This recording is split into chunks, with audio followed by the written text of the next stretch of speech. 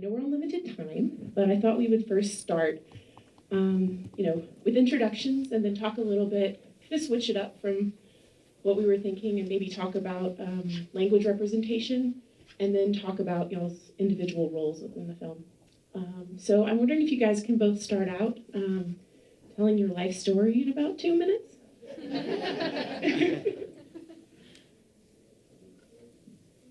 I was born, now I'm here.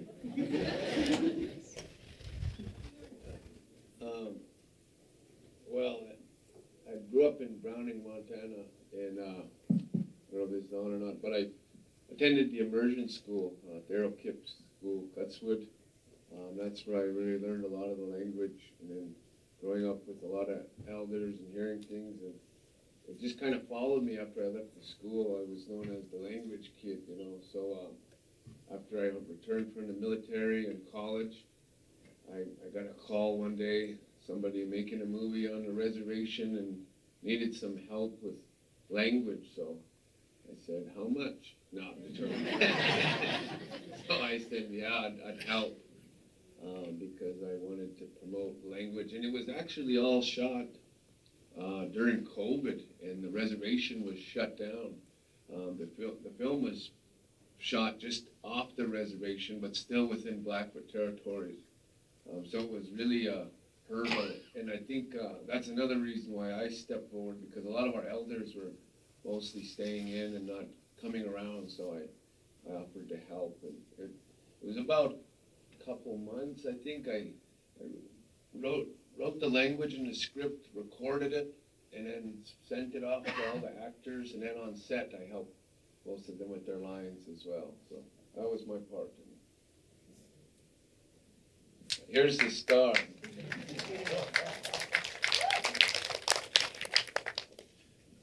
Yeah, so I'm Stormee Kipp, and basically I was just on the ranch, and then I got a call like, hey man, why don't you do some short shots for us real quick? Said sure, why not? And then we shot a short commercial, just some stuff on horseback, and the director at the time, Christian, said, hey, do you want to be in a movie? I said, sure, why not? Yeah, rest is history. That's great. I'd like to talk a little bit about the language representation in the film and a little bit about the cultural representation in the film. One thing that I've watched this film a few times getting ready for this, and I was watching it today, the surface area thing that shot up to me was like, man, this is a misrepresentation of what I know of Montana weather. Absolutely different than everything we see so far. But I was wondering if you guys want to talk a little bit about the making of the film, and how you perceive yourself in it. I know that from what I understand, the director is Hungarian and not from the community, and if that affected and impacted your roles within the film as language coach and lead actor. Yeah, well, Christian, I got along with him good because he was always asking input, and there were certain creative liberties that, they say in the film industry, apparently. One of them is we were colorblind and didn't know anything about quill work or decorating clothes. That was one of my conversations I had with some of the people who were making the clothing who were non-native. And every time I tried to sneak color in there, I think I wore a feather that had color in there, and they're like, is that authentic? Yeah, that's authentic, So, there was a little bit of liberties like that, but Christian really tried to utilize as much tribal knowledge as possible. The other liberties they took was fishing. Blackfeet were known for canoeing or fishing. And when I got there on the set and read the script, that's the first thing I said, and they said, well, that's about the 10th person who told us that. We'll talk to the money people, and they want to keep it in. It was one of those give and take kind of things. So as long as it wasn't too far of a stretch, I said, it's okay. And the way Christian was operating was really respectful about everything, talking things through, listening, being informative. And my main focus was, well, let's look at the language. I know that not everybody is going to be a fluent speaker in the film. A lot of them are learners, but it's going to be in Blackfoot. And how often do we get that? So that was my compromise, was as long as the language stays first, the clothing can take a step back and little things can take a step back, but the language is going to be out there.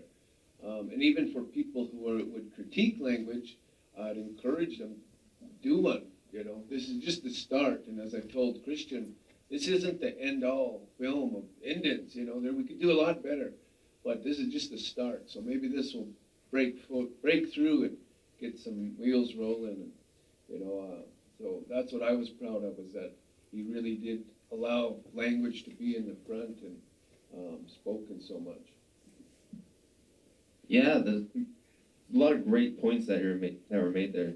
And one of the key things that was the language. That was a vital part of the script, and that's what made it so much better than it was. And just working with that, Jesse on the lines previous to shooting was really unique, and it allowed us to open a lot of things up. Because I'm Blackfeet as well, and so that I tried a lot harder to learn the lines and just trying to get them down that much better. So for future generations, because they showed this at the Heartbeat High School, and I know those kids are gonna eventually use that for studying, or whoever else does. And so I tried my best to make sure I tried getting the sounds. And there's, I learned a lot from it, because there's a lot of guttural sounds in Blackfeet, and it's a lot of small noises that you have to be very articulate with in order to make the words sound correct. So yeah, that was several of the things that I was trying to work on, was just the language. But Jesse was definitely right on what we would wear. Our clothing was another thing. And for the weather, yeah, I was shirtless for quite a few of the scenes, so yeah, so it'd be cold outside, but that's Hollywood. They make it look like it's not cold outside. They make the sun shining on you, right? No, I think there's a day where we had snow, like in the morning too, and then it melted by midday. And we're like, all right, we're shooting. All right, and then I'd be that was shot up at Swift Dam, and so if anyone's ever been there, it's pretty chilly. The scenes would be out there at the water and spearing the fish, and we'd be out there for 2 hours at a time, just every angle in the world, above angles, below angles. I was like, listen, man, how many shots do you need of this? So yeah, it was fun though. It was fun. Where did you guys start? Had you guys worked on films before? Have you guys obviously worked on language before? But, you know, thinking about Stormee, how much language did you know versus how much did you learn through this film? A lot of people don't know this, but Jesse in middle school was my language teacher. And then there's a little bit of a gap between there and college. And so we did this 2 years ago now. And it was a big learning curve. It was a big learning curve, but it was one I was glad to take on. And tried my best. And I will say, too, before this film was done, I turned down one before it and one after it that were just, you know, downright disrespectful to my culture and people.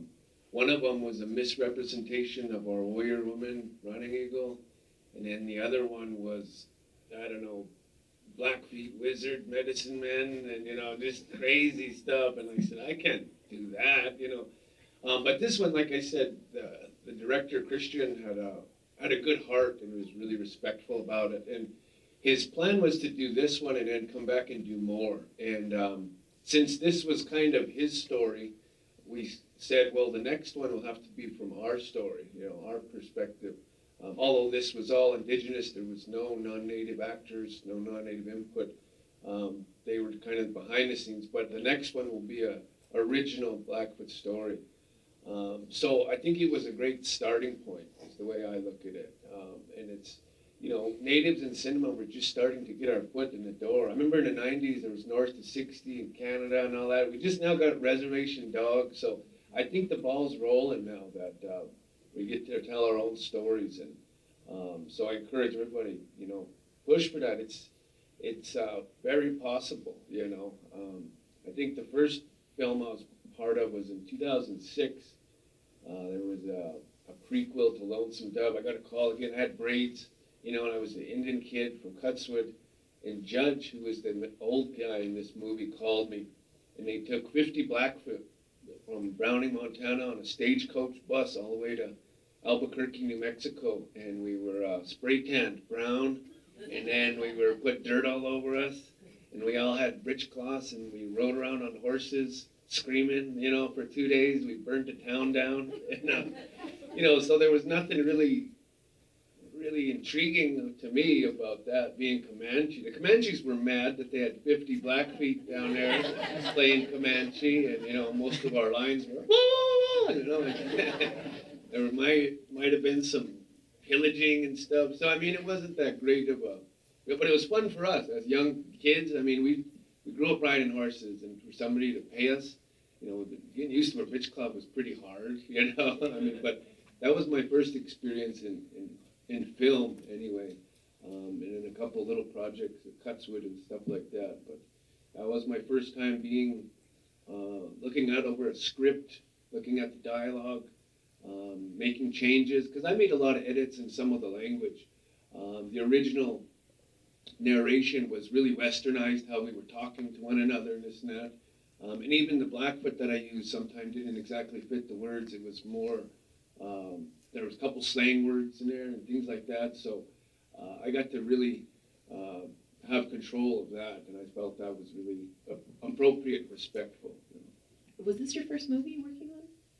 Yeah, actually, this is my first film that I ever did, and I've never did any other film work besides this, and everyone asked me about, how'd you do so good? Well, honestly, I didn't need to act. I was just a Blackfeet, playing a Blackfeet, living in Montana, so there's not much acting to that, and all the skills I already acquired from years of hunting or horseback riding or whatever that may be, so all the scenes pretty easy, and speaking my own language, so I was excited to do that.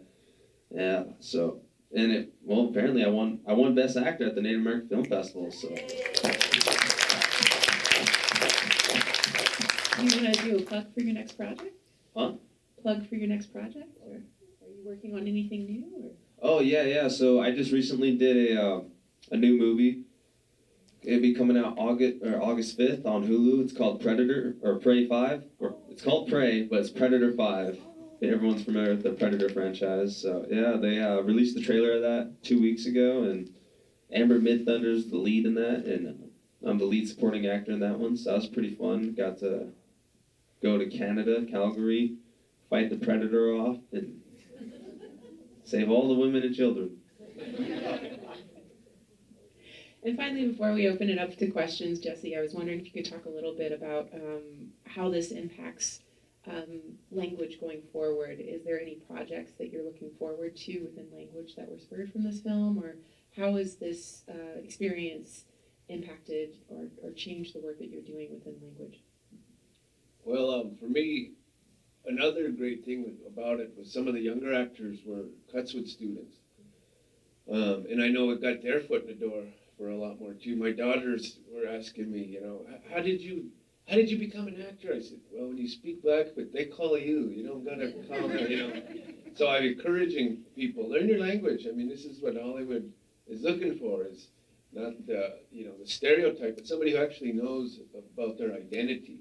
We're past that ironized clothing kind of, nose and cheeks. We need to get speaking roles. So learning language is my main objective in this film. And I think, like I said, it's just the beginning. I've heard there's several other projects going on in my community this summer, a lot of them from Indigenous people, Indigenous stories moving forward. And that, like I said, this wasn't the first or the last, it's just gradually moving forward. And I was glad just to play a small role in that, carrying that on. And that's the goal, is just to keep it going. Tell the next generation, well, if you didn't like it, make it better, keep improving it. Don't stop, keep going. So that's the main goal in this, is just to keep going forward. Well, thank you guys both for your work in this. I think it was beautiful and really excited.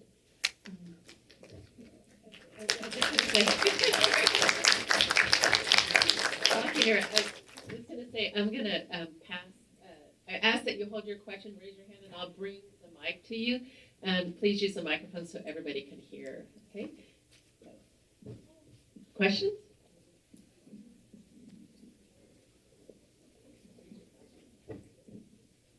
Hi, I'm Jack.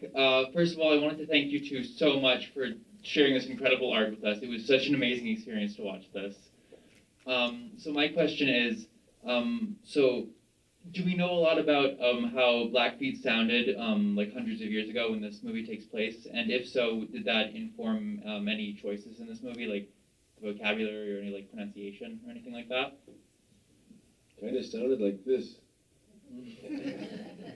Well, the language we speak, but see, folks, it's an oral language, and there's not a whole lot of audio recordings from 100 years back, but I did listen to one recently from one of our great chiefs, Mountain Chief. You ever seen a picture of this Indian in a war bonnet, and he's standing next to this big microphone-looking thing, and a lady sitting there? That was the recording we got to listen to, me and my teacher. And we could translate it, so I know from that recording and from everything that we've learned that it's still the same language. Minus, there's always modern dialect, slang that's implemented, but the core of our language has been passed on in the same way for thousands of years, so I'm sure, it was the same language. The trouble was the actors learning their lines. I mean, that's a big responsibility to put on actors. The lady in this film, I think she showed up the day before shooting or 2 days before shooting, and that's when the director told her it was going to be in Blackfeet. And the warriors at the end who played Shoshone, they were all Blackfeet speaking Shoshone. And on those parts, I couldn't help them at all. You did good, you sound good. But so I can't critique that aspect, but. I would say, the language we speak today is the same language as 100 years ago, just different dialects, but the core of the language is still the same. Question. Thank you. Yeah.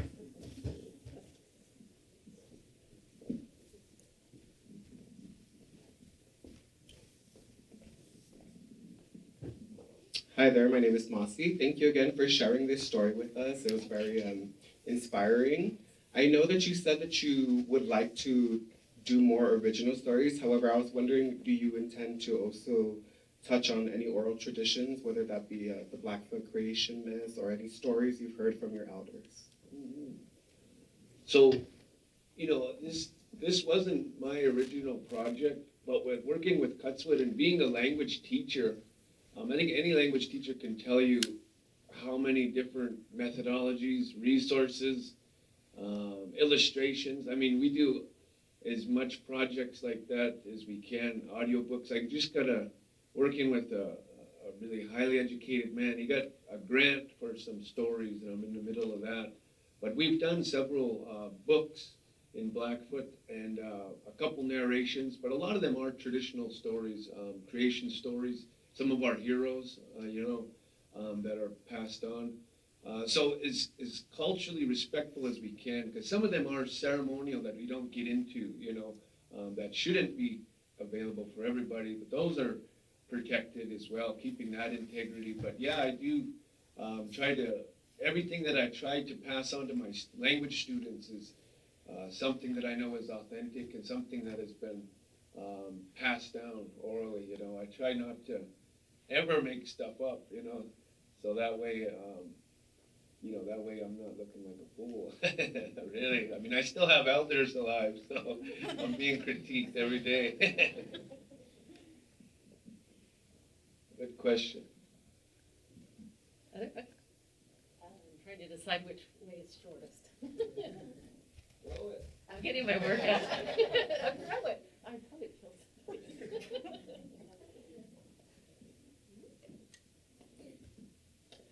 Hello, my name's Destiny. I got a couple of things to say here. One, just glad you acknowledged right off the bat that this was non-native person directing and writing, but I'm also glad that you showed like how you kind of took that and used it, used your part, to teach about language and stuff.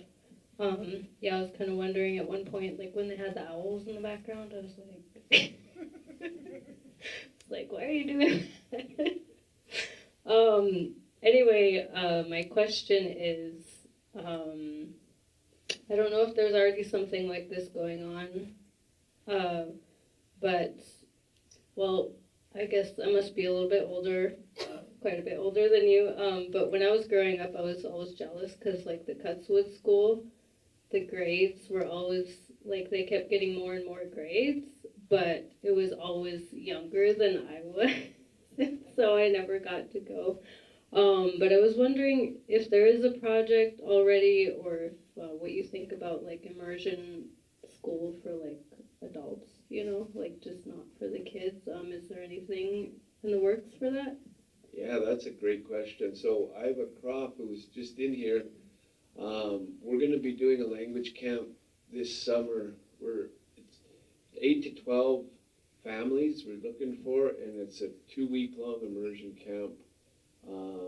And BCC will promote that. That's through Blackfeet Community College. I think the grant that she got is for 3 years. So we're going to be advertising that, and that's an opportunity for adults as well as children to come together and learn, because I know right now in our community that's where a lot of the need is as well, with the younger parents and the younger adults. So we're really pushing not only with Cutswood School but Blackfeet Community College. They just recently offered all their language classes for free, and many of them are on Zoom or online and in person, so you don't have to be there. You can follow them remotely. But there's more and more opportunities now, and that's why it's here. Is the hunger is here, you know. So I encourage, if you're not getting enough, fight for it. I mean, you know, advocate for it. I'll do all that I can to help you. Here at the university, Bernadine Oman, she's doing the colleges here at the university for language lessons on Blackfeet. She's the instructor, and she does hers all via Zoom, so that's another option. Oh, I knew it'd be way up there. I think I'll do.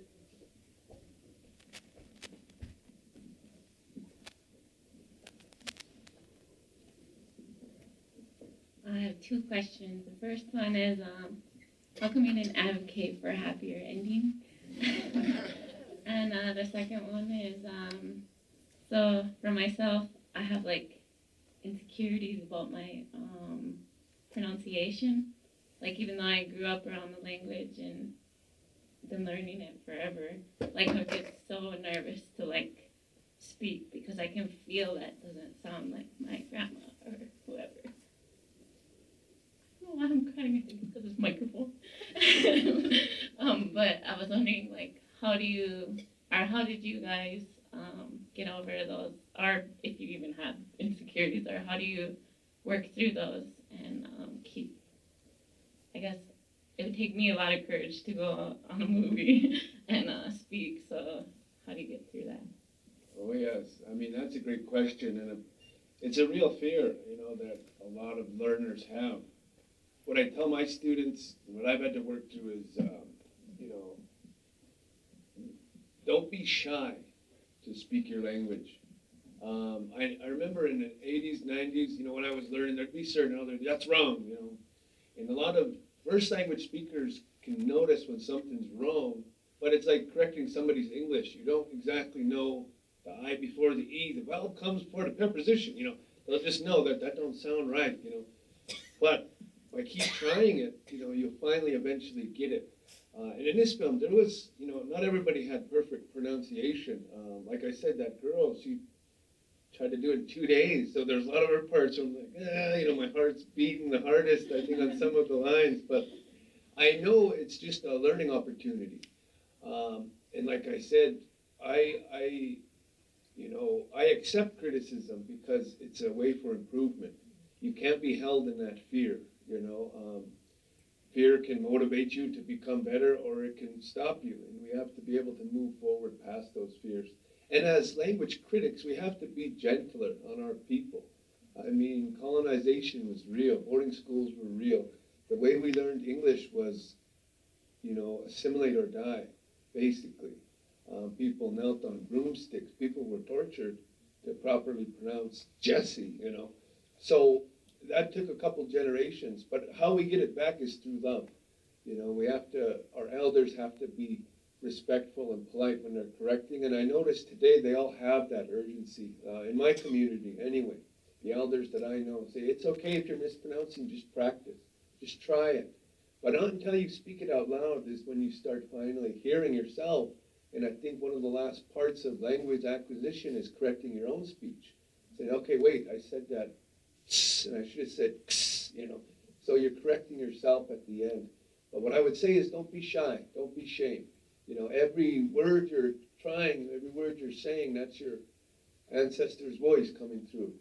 You know, those are your parents who weren't allowed to speak, your grandparents. So use your words, they're powerful.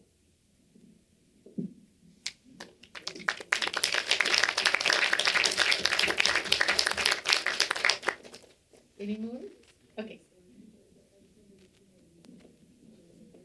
Yeah, as a person learning it, honestly, the only word I would have to say is dedication to your craft. That's what really, I really tried my best to try to get the words down, because I knew there's going to become moments where elders were going to see it and they're going to be like, hey, man, you know, some of those words didn't sound right. So I really tried my best, and it wasn't perfect, but I really tried. So at the end of the day, it's where your heart lies.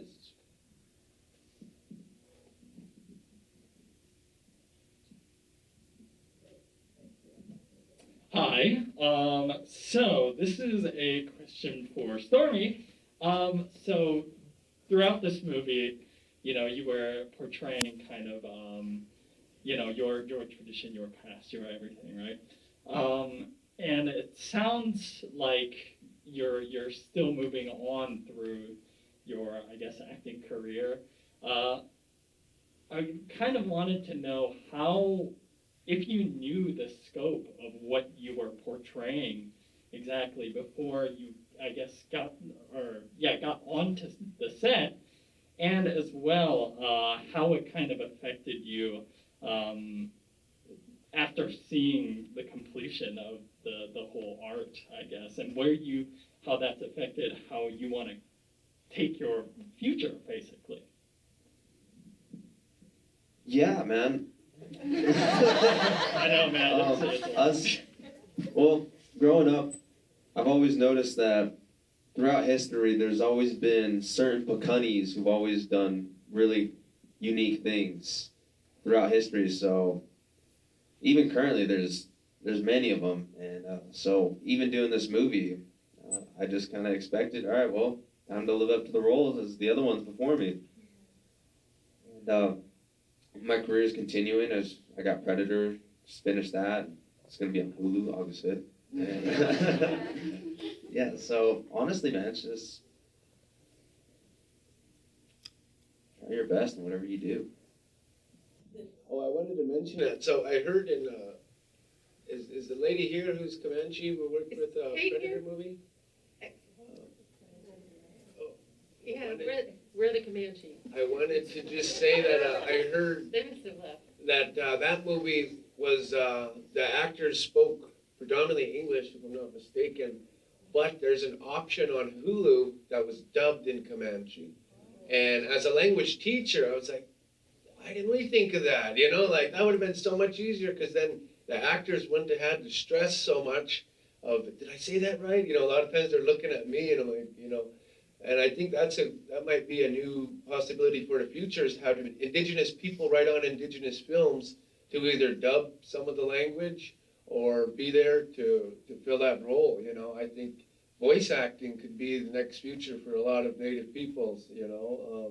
And they've already done it with Star Wars and Arapaho, things like that. Navajo, I know.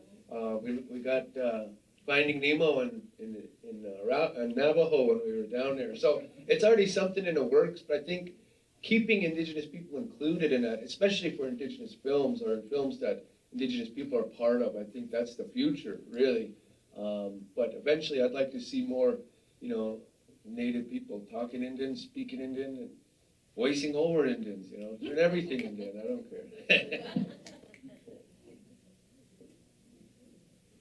I think it's getting, we have one more. Hi, thank you so much. I just have one question for you. How, for both sorry about my English. I'm a native speaker of Quechua. Sorry. So how does the film impact your community? Have you seen an impact like in younger and older people? I would like to hear that. Yeah, so quite a few of the actors in there were my cousins, and they're in high school at the time. So when they showed it at Heartbeat High School, they're just all starring around. So it has impacted because kids, very small, can see that they have opportunity in Hollywood, and they know cousins. They have somebody on the Blackie Res. They know somebody who can get them on set, whether it's stunts, riding horses, or acting in the small roles and slowly building up their resumes as young. So even some of the reservation too, like the movies would be in there. Because last winter they just shot 2 with Matt Damon, one with Matt Damon and one with Nicolas Cage. So and they had like the stunt of the year was shot over there too. So there's a lot of opportunities. It's just those who seek out to go and do them and not only embrace their roots as indigenous people, such as whatever that may be, but having those skills that they really work on and harness throughout the years. So one of the ones for us is horseback riding or shooting a bow. Some simple things some people just don't know how to do, but those are the things that make them stand out. And my cousins were able to do all those, and they're like, oh yeah, come on set, man. And I'll start.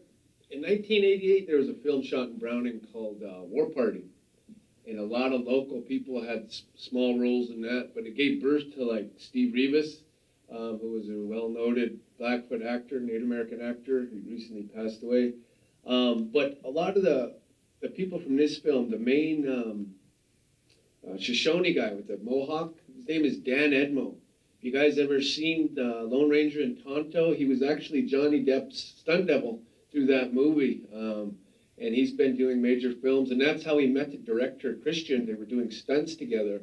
And Christian's original idea was for some Eastern Indians. And Danny was like, let's just go to Blackfeet country. Let's just look at the scenery, And so he convinced him to do it there.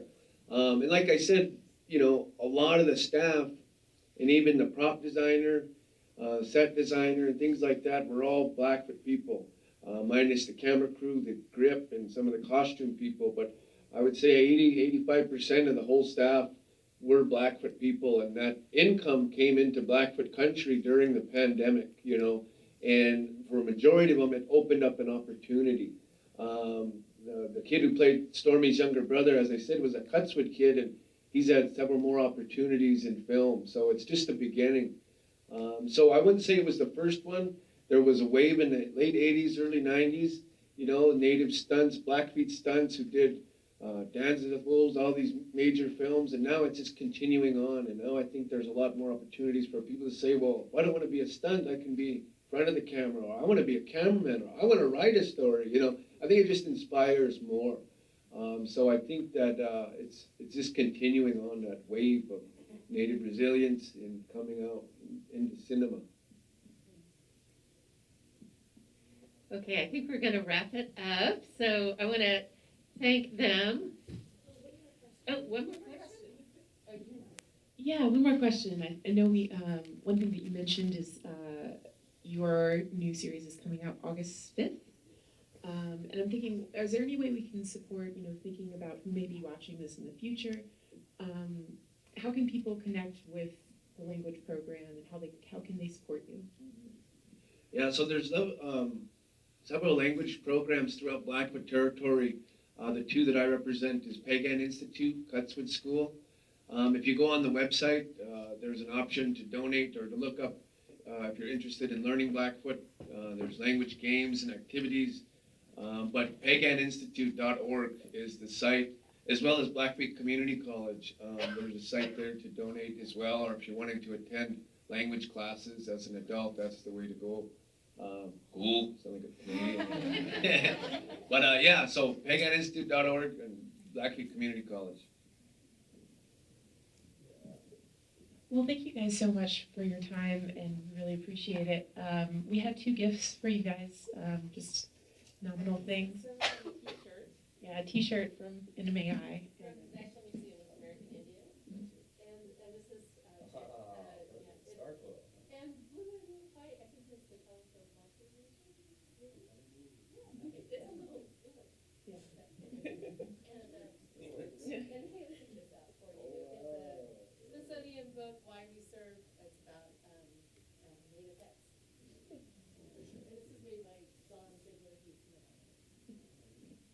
Thank you guys so much.